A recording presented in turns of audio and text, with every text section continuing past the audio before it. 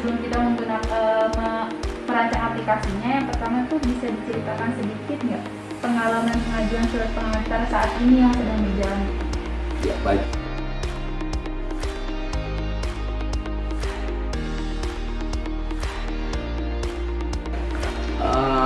Segala sesuatu pun juga kalau tentang administrasi pemerintahan, jelas harus ada pengantar baik dari RT dan RW. Dan pada saat ketika seorang tersebut kadang-kadang kan kenal, rasa gimana lah gitu, perasaannya kenal si A si B. Kadang-kadang kan masyarakat instan maunya karena kenalnya dengan kepala desanya langsung. Tetap saya kembalikan lagi kepada masyarakat untuk menghormati dan menghargai bahwa status tersebut dibetulkan oleh pengantar RT dan RW. Seperti itu. Oke, terima kasih. Ya.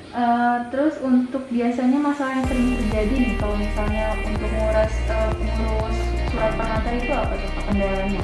Kendalanya yang biasanya masyarakat itu dengan kesibukannya sendiri sih sebetulnya. Bukan nggak mau, bukan nggak apa-apa, kadang-kadang nyuruh orang gitu kan. Jadi kadang-kadang nyuruh orang itu kadang-kadang ada salahnya juga. Dengan terkait dengan kebutuhan ya agak susah masyarakat karena ada yang sibuk tapi ya tidak semua itulah. Cuma selalu ada yang kendalanya seperti itu dalam pekerjaan dan lain sebagainya, itu yang membuat kendala. Kadang malu juga datang ke kelurahan gitu kan. Ya seperti itu. Kemudian untuk pengurusan surat ini alurnya itu dari warga sampai ke ABC itu apa aja gitu Pak? Stakeholdernya maksudnya yang berperan di situ gitu untuk surat menyurat itu ya jelas ada format yang sudah diberikan kepada RT dan RW itu supaya difotokopi sengaja untuk RT RW kebutuhan masyarakat, baik untuk surat domisili atau surat mau menikah atau mau surat keterangan tidak mampu dan surat hiburan atau keamanan dan lain sebagainya. Banyak sih di dalamnya, tergantung tujuan daripada masyarakat yang diinginkan. RT dan RW hanya memberikan surat pengantar permohonan tersebut kepada kepala desa. Dan memang kalau itu misalkan tingkatannya kecamatan ya sampai ke camat juga, saya juga tergantung melihat daripada sikon dan kondisinya. Iya. Berarti untuk sistem yang saat ini lagi digunakan masih manual ya? Masih manual, belum. Kemudian biasanya kalau untuk mengurus surat itu di mana aja dan harus datang ke mana gitu kalau misalnya warga ingin mengurus surat? Ya minimal si warga tersebut yang terdekat kepada RT-nya dulu. RT dulu, lalu RW. Itu ada cap tanda tangan RT, ada cap tanda tangan RW, baru naik ke kelurahan atau ke desa itu. Oke. Ya, mungkin untuk itu pertanyaannya hanya itu aja sih Pak. Nanti untuk dokumentasi. Ya. Oke. Terima kasih banyak ya Pak. Sama-sama ya. Selanjutnya. Oke, yang pertama mungkin pertanyaannya bisa diceritakan sedikit nggak tentang pengalaman pengajuan surat pengantar saat ini yang lagi berjalan gitu di desa?